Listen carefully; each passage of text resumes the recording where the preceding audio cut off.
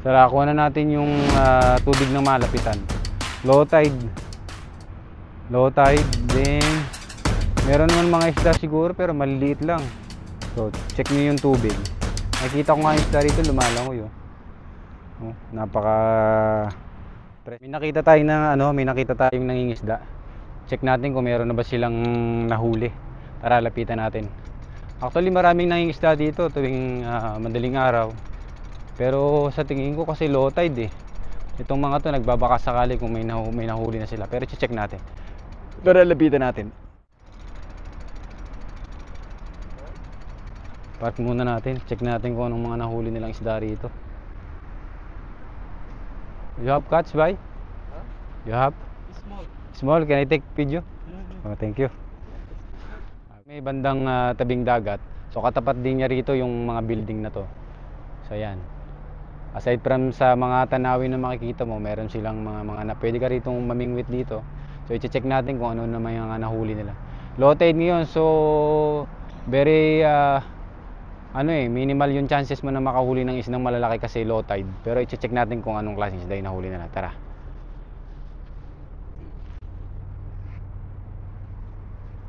So i-check natin. So yun yung kanilang pamain. So ito yung mga ibang lahi. So ito siya. I-check natin kung anong nahuli nila. So yung kanilang nahuling isda ay ito. Medyo small but it's still okay. Important is we have catch, not zero. Oh, yan oh, buhay pa. Buhay pa yung kanilang huli.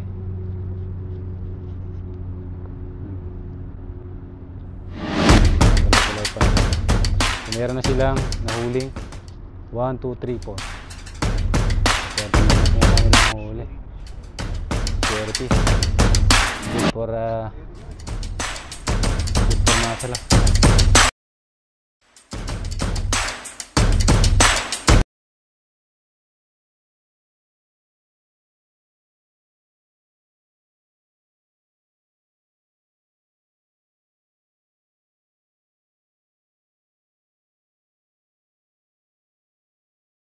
So the time now is 12:30. Kunin na natin yung ating bag at tayo ay mag-utay-utay na. Lapit na rin tayo malobat.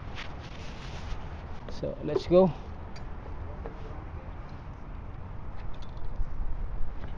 Harapan. Pusin na natin yung ating pag-vlog, kabayan. So dito na tayo sa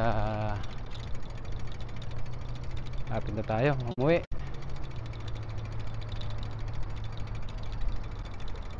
By any chance pwede tayong bumalik dito pero mas maganda daytime naman tayo. Sa daytime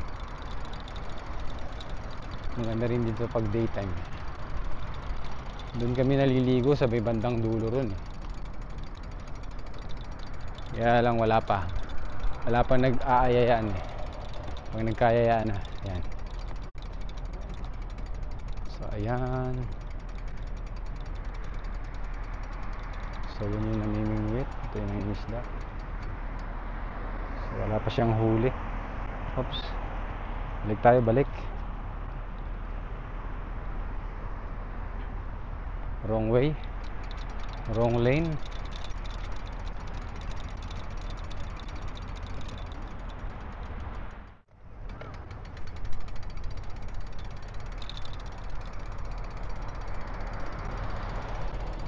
Ay mga batang nag-i-scooter. Nakaka-relief ng pagod kahit mag-isa ka lang dito sa Corniche. Kasi ang dami mo nakikitang mga bata saka yung family nila, nag-enjoy talaga sila magbisikleta. Itong iba nagre-rent ng e-bike. Marami, iba-ibang lahi yung nandito. Mga kabayan, Egyptian, non-Qataris, mga Western. Ito mga kabayan, ito sila, family sila, 4. Saan sila? Renta sila ng e-bike. Bayan.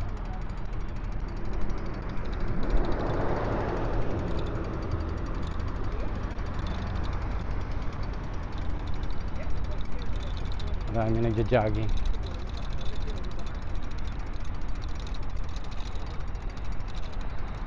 So doon tayo galing kanina, doon sa dulo na yon.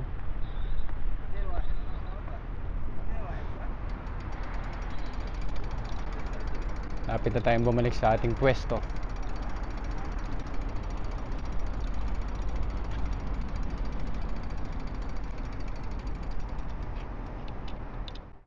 Sara, kuha na natin yung tubig ng malapitan. Low tide.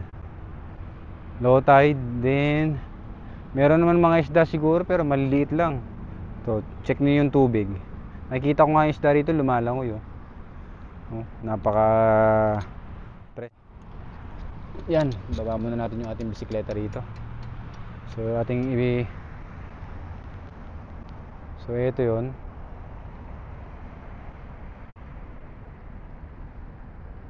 So may bench dito.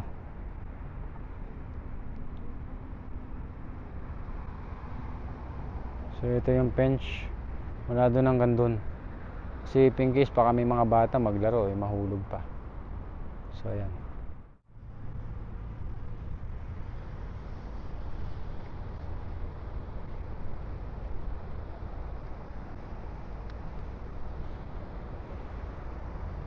So ayan. Kita natin siya low tide. Tapos yun yung mga bangka na nirerentahan kanina. So ang lawak pa nito. Mga hindi pa natin napupuntahan. May mga naglalakad ng mga lokal. So ito yung dalawa, nangingisda, ibang lahi. So nagbabaka sakali sila, baka may mahuhuli sila. Pero parang ang hirap eh. Paano mo mararamdaman na may mahuhuli ka? Unless na mga expert na talaga sila. So ayan. Meron ba? O meron na naman. Ang galing ah. Hindi, wala. Meron ba? Wala. Bato pala yan. Pain lang. So tara. So next travel naman tayo. Sa kabila naman tayo pupunta. Tara. Kunin na lang ulit natin yung ating bisikleta. Dahil ang ating bisikleta ay aakayin lang natin. So ito yung aking bisikleta. Let's go. Tara na ulit.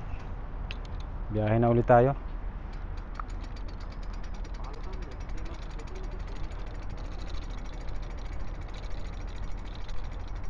So last destination natin, kailangan natin marating yung kabilang dulo.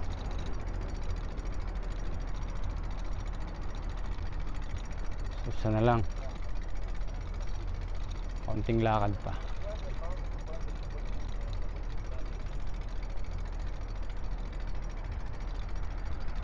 So medyo nire-repair nila tong banda rito. Time check now, nasa almost 1 hour na tayong naglalakad ngayon. Pero sulit kasi fresh ang hangin. So ayan, ito yung lugar dito.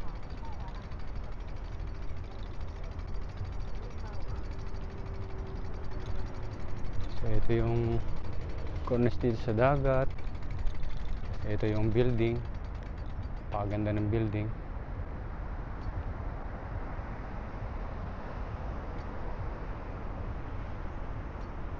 Bilog na bilog yung buwan.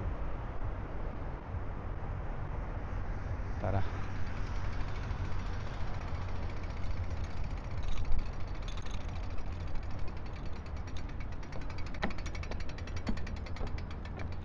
So ito yung may ilaw.